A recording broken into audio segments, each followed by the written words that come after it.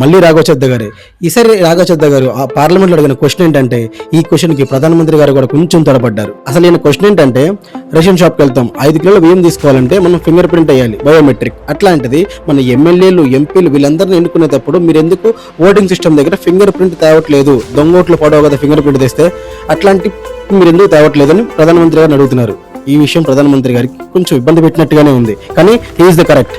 ఆ సిస్టమ్ రావాలి, అప్పుడే దొంగ ఓట్లు ఇవన్నీ జరగకుండా ఉంటాయి. అండ్ నేను ఇంకో క్వశ్చన్ ఏంటి అంటే, ఎమ్మెల్యేలు, ఎంపీలు శాలరీస్ తీసుకుంటే మీరు దీన్ని ప్రజాసేవ అనొద్దు. ఒకవేళ మీరు ప్రజాసేవ అంటే మీరు శాలరీస్ తీసుకోవద్దు. మీరు శాలరీస్ తీసుకున్నారా, అది ఒక జాబ్ అవుతుంది. రాఘవచద్ద గారు చెప్పాలనుకున్నది ఏంటి అంటే, చదువుకున్న యువతని చదువుకున్న నాయకుడు పాలిస్తే ఇంకా దేశం బాగా అభివృద్ధి చెందుతుంది అని చెప్పి. బట్ ఇక్కడ పాలించే ఎమ్మెల్యేలు కానీ, ఎంపీలు కానీ ఎవరికి మినిమం ఎడ్యుకేషనల్ క్వాలిఫికేషన్ కూడా లేదు. వాళ్ళే మనల్ని పరిపాలిస్తున్నారు. ఈ క్వశ్చన్ మీద రాఘవచద్ద గారు పార్లమెంట్లో గట్టిగా అయితే వేసుకున్నారు. మీరు సపోర్ట్ చేస్తారు లేదా ఒకసారి కామెంట్ చేసేయండి, మీరేమనుకుంటున్నారు. అది గైస్ మ్యాటర్. ఇలాంటి కంటెంట్ కోసం మన ఛానల్ ఫాలో చేసేయండి, సపోర్ట్ చేసేయండి.